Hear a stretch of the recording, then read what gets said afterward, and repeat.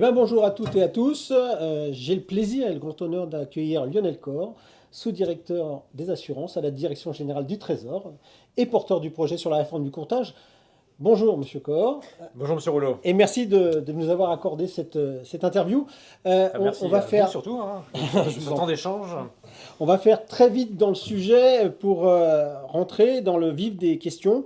On a beaucoup de communications qui sont déployées ces derniers mois sur cette réforme du courtage. Par contre, c'est peut-être important aujourd'hui de faire un bilan et de rappeler brièvement les objectifs et les ambitions de cette réforme. Et qui mieux que vous peut le faire? Non, merci beaucoup. Non, je pense qu'on n'aura pas trop de communication dans les prochains mois parce qu'on a un certain nombre de choses qui arrivent et donc je pense qu'il est important effectivement qu'on soit tous bien au clair sur ce qui va se passer dans les prochains mois au regard de cette loi. Alors peut-être revenir effectivement un petit peu sur l'origine du projet et en quelques mots ce qu'il y a dans la loi qui a été désormais votée et qu'il nous convient d'appliquer, de mettre en œuvre, nous, pouvoir public, écrire les textes d'application et puis très bientôt les professionnels pour en faire une réalité sur le terrain avec des associations. Alors, le sujet, il est né en 2018. C'était un moment où on était en train de faire les transpositions, notamment des dernières directives distribution en assurance.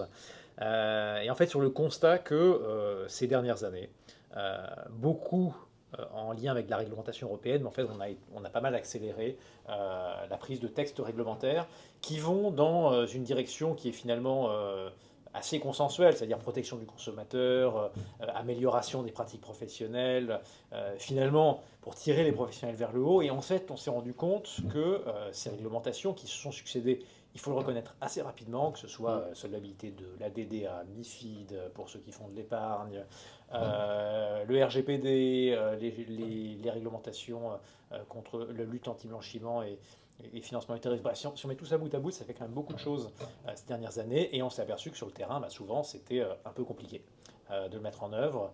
Alors, pas forcément pour les très très gros cabinets qui ont même des services juridiques qui font de la veille, quoique, mais pour l'immense majorité des professionnels sur le terrain, qui sont quand même souvent des très petites entreprises, voire des sociétés unipersonnelles, c'est compliqué. Et en fait, bien souvent, il y a une sorte de réglementations qui n'ont pas été complètement appliquées, complètement prises en œuvre par la réglementation. Et ça, pour nous, pouvoir public, bah, il ne s'agissait pas de mettre une couche réglementaire supplémentaire, puisque c'est déjà le problème d'appliquer ce qui existe déjà, et qui correspond à des attentes légitimes du citoyen et des professionnels aussi, qui pour certains appliquaient déjà finalement ce qu'on a mis dans la réglementation. C'était pas non plus de faire du contrôle partout, parce que fondamentalement, on parle pour les professionnels qui vont être concernés par cette loi, c'est-à-dire les courtiers en opération de banque et services de paiement, donc IOB, et les courtiers en assurance, c'est une population de plus de 40 000 professionnels. Donc vous n'allez pas mettre des dizaines de milliers de contrôleurs sur le terrain, puis en plus, c'est pas forcément la meilleure façon de faire ce qu'on veut faire, c'est-à-dire tirer la profession vers le haut. Et donc, le choix qui a été fait par le législateur dans cette loi, donc sur la base de travaux qu'on avait nous-mêmes menés au Trésor à partir de 2018, ça aurait pu se faire dans Pacte, finalement, ça s'est fait via une proposition de loi qui a été donc adoptée par le Parlement en avril dernier, donc c'est évidemment récent. C'est en fait qu'on résolve ce problème par l'accompagnement. En fait, on s'est inspiré de ce qu'on avait fait côté conseiller en investissement financier, les CIF, qui était historiquement une profession qui était peu structurée historiquement, et on a créé il y a plus d'une dizaine d'années des associations à adhésion obligatoire, et aujourd'hui c'est la profession la plus structurée, parce que justement il y a cette association-là. Et donc on a décidé plutôt de s'appuyer sur cette expérience-là, et puis l'expérience positive des associations qui existent déjà sur le terrain, qui certes aujourd'hui, dans leurs adhérents, comptent un certain nombre de milliers d'adhérents. Malheureusement, la majorité des professionnels ne sont pas adhérents d'associations, mais en tout cas, pour les adhérents de l'association, et l'APIC en fait partie, eh bien, ce rôle d'accompagnement, il existe déjà. Donc l'idée, c'est aussi de s'appuyer sur cette expérience de terrain, des associations professionnelles qui ont déjà, et finalement, ça dans leur ADN, dans leur mission, et bien finalement de s'appuyer sur elles. Et donc s'appuyer sur les professionnels eux-mêmes pour contribuer à faire en sorte que toute la profession soit tirée vers le haut et qu'en particulier les réglementations soient mises en œuvre. Voilà, donc c'est ça qu'il y a dans cette loi, c'est-à-dire pas une couche supplémentaire d'exigence, mais en fait une solution pour que la réglementation en œuvre, que ce soit la DDA, que ce soit les directives plus spécifiques comme la protection des données, etc., soit plus facilement prise en œuvre par les professionnels sur un mode d'accompagnement. Voilà. Donc c'est ça l'esprit du texte, et aujourd'hui, il faut que les associations soient créées, et pour qu'elles soient créées, il faut qu'on finisse, nous, d'écrire un certain nombre de règles pour appliquer la loi. Et justement, on va rebondir sur ces textes, puisque la loi est restée dans un cadre assez général, hein, c'est un article unique en plus, donc, Long. et très long. Le sujet derrière, c'est les textes des décrets. Les projets sont en circulation, on est en train de travailler dessus en concertation avec vous et avec d'autres acteurs. Euh, on peut peut-être concrètement rappeler aussi le déroulé du calendrier qui va être la conséquence de tous ces textes en place. Non, c'est important effectivement. Donc la loi date du 8 avril. Depuis, donc on concerte avec les professionnels, dont l'APIC et les associations aussi côté courtage d'assurance, pour la mettre en œuvre, ainsi qu'avec l'ACPR, et j'y reviendrai, l'autorité de contrôle du secteur, de ces secteurs, pour trouver voilà, les bonnes façons de l'appliquer. L'objectif étant pour nous d'aller, comme toujours, à la fois suffisamment vite pour laisser un maximum de professionnels derrière le temps de s'organiser, et en même temps de prendre le temps de cette concertation pour faire les choses bien. Alors, on avait déjà un petit peu commencé en Oui, fait, quelques dates un peu repères. puisque le projet initial date de 2018, donc en 2019 on avait déjà mené des réunions de concertation. Donc là, quand le projet est arrivé au Parlement et a été voté en avril dernier, on partait pas de zéro, ce qui nous a permis d'aller quand même relativement vite, de présenter le projet de décret, qui est le document, je veux dire, le texte le plus structurant pour appliquer la loi, le 22 juillet dernier. Et puis on a fait une grande réunion de bouclage de la concertation le 29 juillet dernier. Voilà. En plus de ce décret, donc, qui va fixer globalement les grandes règles de fonctionnement des associations, préciser les missions que la loi confère à ces associations. Pardon. Nous avons aussi deux arrêtés beaucoup plus techniques sur typiquement le dossier pour les associations qui vont être agréées par la CPR, l'autorité de contrôle, une adaptation de la mission de l'ORIAS qui désormais devra vérifier que le courtier est bien adhérent d'une association. Ça fait partie évidemment des critères désormais, c'est la traduction de cette obligation. Et puis je précise quand même, il y a un deuxième volet dans cette loi, qui est sur le démarchage téléphonique. Alors là, pour le coup, qui dépasse le courtage, hein, c'est beaucoup plus général, mais qui là, pour le coup, qui est lié à un problème vraiment très spécifique rencontré sur le terrain, dans le secteur du courtage. Et donc, notamment par un amendement du gouvernement, on a ce volet-là qui donne lieu à un décret séparé qui sera pris dans un calendrier pas très différent, mais un texte séparé. Alors, où est-ce qu'on en est depuis? En fait, l'étape supplémentaire, une fois qu'on a fini cette concertation, c'est la transmission au Conseil d'État, puisque c'est un décret en Conseil d'État, et donc le Conseil d'État doit nous rendre un avis sur ce projet de décret. Donc c'est aujourd'hui en examen au Conseil d'État. Il n'y a pas encore une date qui est fixée en sortie de Conseil d'État, mais on peut espérer que d'ici la fin du mois ou au début du mois prochain, en octobre, on ait l'avis du Conseil d'État. Et ensuite, il faut peut-être 2 semaines pour pouvoir prendre ces textes. Donc on est sur une adoption des textes en octobre, courant octobre. Je ne vais pas vous donner de date à ce stade, on le fera le moment venu. Et ensuite, à partir de ce moment-là, commence la période importante pour les associations qui vont déposer un dossier d'agrément auprès de la CPR, qui est même à 3 mois pour se prononcer. Sachant que notre objectif à tous, c'est qu'au 1er avril 2022, qui est la date d'entrée en vigueur de la loi, eh bien, on ait des associations qui soient prêtes pour pouvoir accueillir, dans un premier temps, seulement les nouveaux courtiers, ceux qui vont lancer une activité. Oui, parce qu'il y a eu beaucoup en 2022. Voilà, de choses qui ont été dites là, sur ces dates. Voilà, c'est très clair. Tous les courtiers qui vont lancer leur activité à partir du 1er avril 2022 vont devoir adhérer aux associations à partir donc, de cette date. En revanche, tous ceux qui exercent déjà avant cette date, donc qui ont eu leur renouvellement ORIAS fin 2021, début 2022, eh bien pour eux, ils ne vont pas avoir à adhérer en cours d'année. En fait, pour leur renouvellement ORIAS de la fin de l'année, donc on arrive en fin 2022, en décembre 2022, à ce moment-là, ils devront avoir adhéré aux associations pour leur renouvellement. Ce qui fait qu'en fait, on va avoir une montée en puissance progressive du dispositif, puisqu'en fait, toute l'année 2022, eh bien, les professionnels vont pouvoir, sans attendre le dernier moment, choisir leur association et adhérer aux associations. Choisir, c'est important, on n'en a pas parlé, toute la loi repose sur la pluralité, qu'il y ait plusieurs associations, Typiquement, les professionnels, vous faites des métiers différents entre ceux qui font de l'épargne, ceux qui font du courtage auto, assurance, ceux qui font de l'emprunteur. Bon, ce sont des métiers différents. Les associations sont peut-être pas tout à fait les mêmes. Il y a plusieurs projets aujourd'hui d'associations. Et donc, l'idée, c'est qu'il y ait effectivement un choix. Et donc, que ce choix puisse être fait tranquillement en 2022. Alors, donc, 1er janvier 2020, 1er avril 2022, ensuite fin 2022.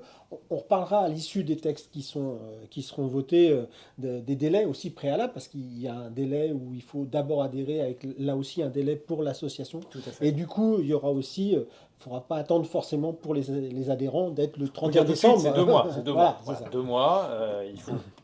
L'association aura 2 mois pour répondre, donc c'est mieux de ne pas attendre le dernier moment pour être en même temps que tout le Exactement. monde. Voilà.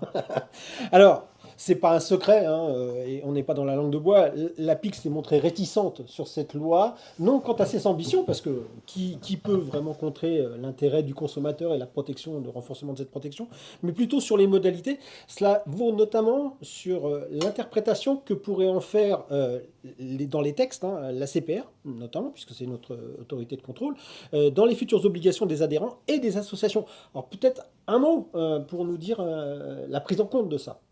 Un mot, voire deux. Ce sujet de la relation avec la CPR est en fait même l'une des raisons aussi qui nous a conduit à ce dispositif-là. Aujourd'hui, parce que la CPR n'est en mesure que de faire quelques dizaines de contrôles par an, on n'a pas du tout ce qu'on connaît par exemple vis-à-vis des établissements bancaires ou vis-à-vis des établissements d'assurance, une relation constante. Ce qu'on appelle le contrôle permanent, mais en fait dans le contrôle permanent, en fait, c'est une relation qui, à bien des égards, se rapproche d'accompagnement, de conseil entre les professionnels et l'autorité de contrôle. Et on n'a pas ça dans le courtage, ce qui est normal puisqu'on a plus de 40 000 professionnels, comme je le disais. Et ça crée parfois des incompréhensions ou des inquiétudes. Et ça, on l'entend. Et créer ce lien, en fait, c'est l'un des objectifs de la loi. C'est créer un maillon qui non seulement va permettre aux professionnels de se tirer eux-mêmes collectivement vers le haut, mais aussi de créer un lien qui n'existe pas suffisamment, parce qu'en fait, il n'y a pas ces relais. Alors, il y a pour les adhérents des associations, mais là, non seulement tout le monde sera dans les associations, et en plus, ce sont des associations qui vont être agréées par la CPR. Donc, il y aura une relation qui sera, par construction, beaucoup plus forte avec la CPR. Et ça, on a justement donc ces questions de la méfiance ou parfois de la méconnaissance Oui, qui peut être parfois réciproque. Hein, c'est l'absence de deux. concertation, tout simplement. En tout cas, ce projet-là, sur le long terme, va créer une relation, espérons-le, de confiance, d'échange, pas toujours d'accord, vraisemblablement, mais en tout cas de dialogue, d'échange, de compréhension mutuelle des enjeux. Au-delà de ça, pour la mise en œuvre et ce que vous disiez sur l'interprétation des textes, des missions, etc., ce qu'on a fait, en fait, c'est que dès le début, on a travaillé avec la CPR. Donc, dès les premières réunions de concertation, à l'époque même dès 2019, on a mis la CPR autour de la table, comme ça, on est tous là ensemble, on se dit les mêmes choses et on s'assure qu'on interprète les textes avant même qu'ils soient écrits de la même façon. Donc c'est ce qu'on a fait. Donc la CPR a été autour de la table. La CPR va lancer des réunions de concertation maintenant sur la partie qui va lui revenir, c'est-à-dire que maintenant qu'on a travaillé ensemble et avec elle, et avec vous, et avec les professionnels, les textes, maintenant il y a quand même de la mise en œuvre de ces textes-là, les dossiers d'agrément typiquement, et donc la CPR a déjà lancé pour le 29 septembre typiquement une première réunion de concertation avec tous les porteurs de projets d'association pour être très concret sur ce qu'on attend sur les dossiers, la façon de la CPR voir les choses, mais encore une fois, vraiment, il ne devrait pas y avoir de surprise puisque c'est un dialogue qui a commencé en fait dès le début. Voilà. Donc, nous, on y sera attentifs en tout cas, que c'est important pour les professionnels, c'est important pour les professionnels. C'est important pour nous, c'est important pour la CPR aussi. Donc voilà, je pense que tout le monde y va, tout le monde a bien cet objectif-là en tête, et donc il n'y a pas de raison qu'on n'y arrive pas. Hein. Bon, bah écoutez, on fera tout. Alors, dernier sujet aussi concernant les réticences qu'on a pu exprimer, c'est avec un certain nombre d'organisations professionnelles, on vous avait interpellé, mais également la députée Valéria Formancien qui portait le projet législatif sur les coûts qui étaient engendrés potentiellement, directement, indirectement pour les associations et qui, de facto, vont se reporter sur les adhérents et les acteurs du marché, dans un contexte un peu particulier. A-t-on été entendu ou qu'est-ce que vous, interprétez de ça? C'est à vous de nous dire. En tout cas, non, je crois qu'on a entendu, on a écouté, et le texte a d'ailleurs pas mal évolué, puisque par rapport aux premières versions des textes qu'on avait pu imaginer sur le détail des missions, on a été en sens de l'allègement. Pourquoi? En fait, parce que, en fait, comme vous, on recherche l'efficacité. C'est-à-dire que l'idée, c'est de créer le kit de survie pour le courtier en termes de compliance. Ce champ, d'ailleurs, pour nous, on n'a pas beaucoup inventé, hein. C'est les directives, notamment côté assurance, sont extrêmement claires sur les missions sur lesquelles en fait on peut s'appuyer sur des associations professionnelles. Donc on a repris ce champ-là, ce qui est un champ minimal, on va dire, donc de vérification sur de la RC Pro, sur la garantie personnelle, sur l'existence d'une médiation, sur la formation professionnelle, qui est quelque chose d'important, qui est très nouveau côté assurance, typiquement en termes de réglementation, pas sur le fait de se former, parce que Ça existait déjà. ça existait déjà, heureusement. C'est fait aussi côté IOB. Donc c'est typiquement important que sur ces missions-là, qui sont encore bien circonscrites, on soit aussi très au clair sur la façon de les mener, en recherchant un bon équilibre. C'est-à-dire qu'il faut que ce soit à la fois suffisamment léger pour que on ne crée pas une usine à gaz, que les associations puissent être finalement suffisamment légères, et en même temps, et donc une cotisation pas trop élevée, même la plus légère possible, et en même temps, il faut que ce soit efficace. Parce que typiquement, si l'association ne fait rien, c'est plus de l'accompagnement. S'il n'y a pas d'accompagnement, c'est de l'objectif de la loi qui n'est pas atteint. Donc c'est une question d'équilibre, essayer de trouver la façon la plus simple, légère, mais efficace de faire ces missions. Et la solution qu'on a retenue dans le décret, et qui a fait l'objet donc de ces travaux avec vous, avec les autres professionnels, qui avaient notamment exprimé cette préoccupation forte de justement pas créer une usine à gaz, avoir des cotisations qui vont rester modérées, et voilà, et faire ce strict nécessaire bien, mais de façon efficace, eh bien, on a retenu une solution qui est de faire du déclaratif, mais du déclaratif un peu guidé. Donc, on dit aux gens, voilà, déjà, vous devez regarder ça, ça, ça, et nous dire ce qu'il en est. Et puis, de temps en temps, parce que le pur déclaratif, jamais vérifié, bon, on sait bien que ça ne marche pas forcément très bien à long terme. Une vérification, mais tous les 5 ans. Et vérification, ça veut dire, parce que là, on demande les pièces quand même pour regarder avec le professionnel, de voir globalement si effectivement CRC c'est cohérent avec ses déclarations. C'est cohérent avec ses déclarations, si ses formations, c'est bien cohérent avec ce qu'il a déclaré, typiquement ce qu'il est censé faire au regard de son activité, hein. Évidemment des formations, son engagement personnel aussi. Exactement. Donc voilà, donc c'est l'équilibre qu'on a trouvé, je pense qu'il est satisfaisant, ça a plutôt été l'objet d'un consensus avec les professionnels. Donc maintenant, on attend l'avis du Conseil d'État aussi sur cet équilibre et plus généralement hein, sur le texte. Et après, il n'y aura plus qu'à. Alors, juste pour boucler cet état d'esprit et puis cette présentation des décrets, ces charges, elles arrivent dans un contexte économique qui est forcément totalement inédit avec la crise sanitaire, mais au-delà de ça, il y a aussi un télescopage en ce qui concerne notamment les intermédiaires en opération de banque, avec l'attitude des banques et un petit peu la difficulté qu'il y a. Est-ce qu'on n'a pas loupé, nous, mais c'est plus nous d'ailleurs qui sommes en cause, un rendez-vous sur une révision ou une modification de ce sujet-là, avec les contours du métier et les règles d'intervention des différents acteurs parties prenantes dans ce sujet-là? C'est une question, c'est vrai, vous pourriez très bien me la retourner, mais finalement, est-ce que c'est pas un sujet qui est pris en compte?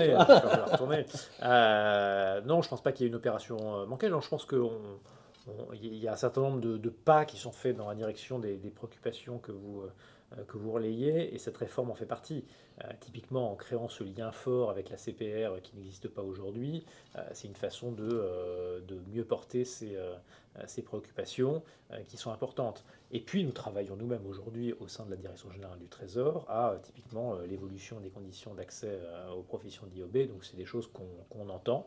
Et puis, très généralement, dans la relation avec notamment les établissements bancaires, alors nous, on a vocation à nous immiscer évidemment dans ces relations qui sont des relations commerciales entre courtiers, intermédiaires, établissements bancaires, mais évidemment, on est attentif à ce que le marché fonctionne bien et à ce que les règles de concurrence fonctionnent correctement. Donc nous, on est attentif. De toute façon, vous le savez, on est aussi à votre écoute quand il y a des sujets sur le terrain. Donc voilà, je ne pense pas qu'il y a de rendez-vous manqué. Donc je pense qu'au contraire, on avance plutôt dans une direction qui fait que ça devrait mieux marcher. Les relations, voilà, en tout cas, on va dans un sens où vos préoccupations seront peut-être encore mieux relayées, mieux entendues, mieux comprises. Et puis, de toute façon, on sera encore là hein, dans les années qui viennent pour être à vos côtés, pour échanger et pour, le cas échéant, prendre en Amender. compte, amender, faire évoluer des règles qui auraient vocation à l'être.